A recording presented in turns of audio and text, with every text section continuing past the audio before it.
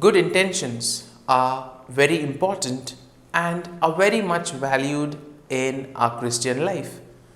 And therefore, we see that every good intention, every good deed is always accompanied with graces and blessings. Now, yesterday's Gospel on the Beatitudes focused on certain attitudes that we need to have in order to enter the kingdom of heaven, in order to become worthy participants in the kingdom of heaven.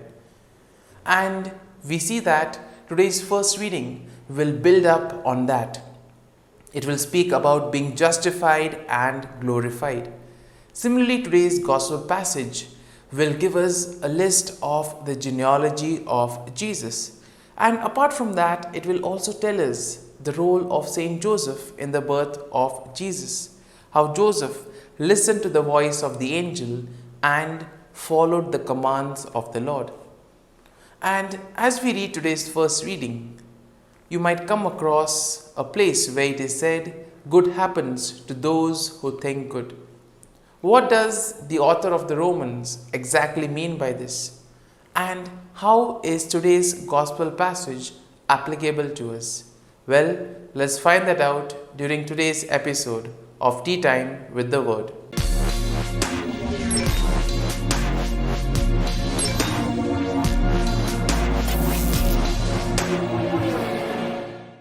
But before we can begin our reflection, let us take a look at the readings for Thursday in the 23rd week of Ordinary Time.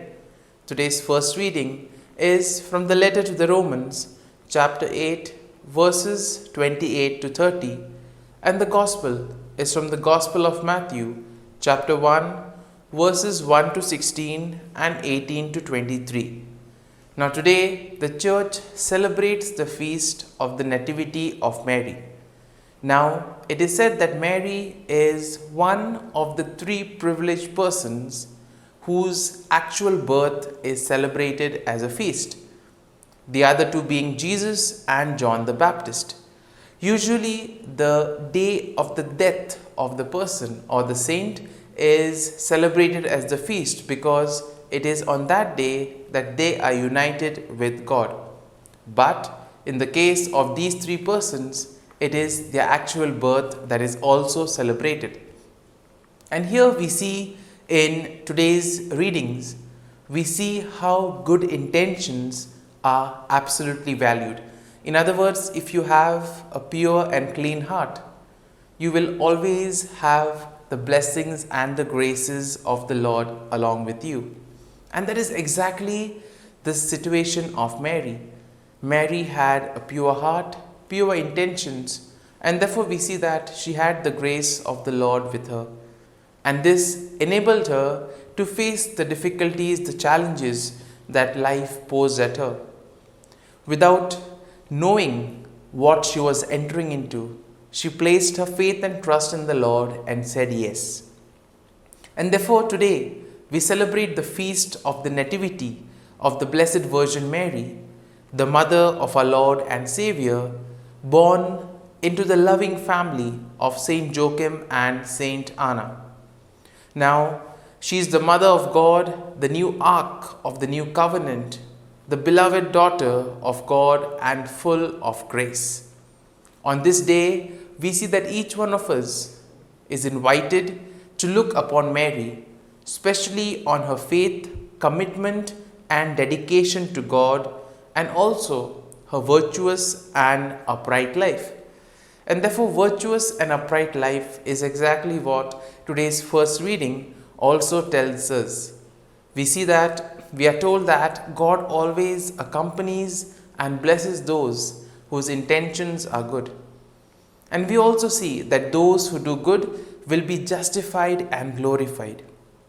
Therefore, the whole emphasis should be on doing good, having a clean heart. Jesus, on a number of occasions, emphasizes the need to be like children who have no malice in their heart, who are simple and humble. Therefore, we too are called to be simple and humble, just like Mary. Secondly, we see that God endowed Mary by a singular grace to be immaculate and pure. Hence, we see that she was completely free from sin and from the taints of original sin. And in this way, we see that she was able to bring God's plan into fulfillment. And therefore, the role of Mary in the plan of salvation is something that is very much emphasized and admired. Similarly, we see that God has a plan for each and every one of us. And the main plan is to continue in the work of redemption, because God works in and through each and every one of us. And by this, we mean to bring forth Christ to others. Through our words, through our actions, we are called to radiate the love and peace of Christ. Today also, we need to appreciate the role of Joseph.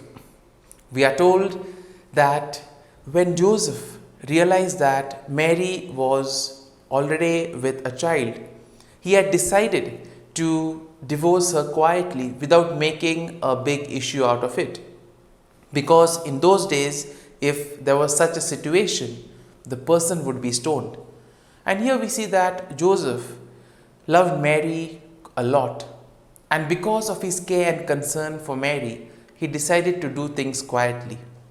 And just then, we see that he had the vision from the angel, who explained to him everything. And once again, we see that Joseph also placed his faith and trust in the Lord, in the message of the angel, and took Mary and thus helped her in bringing up Jesus. And therefore, we see that our roles in life, whether it is big or small, are equally important. And what is important is we need to collaborate with one another in order to achieve the things and build up the kingdom of God on earth. So today, as we reflect on the readings of the day and as we celebrate the feast of the Nativity of Mary, let us ask the Lord for the simplicity and humility of this holy family. We ask for the obedience and we ask for the grace to say yes to the Lord, to be open to the plan of the Lord, so that the Lord may work in and through us. Amen.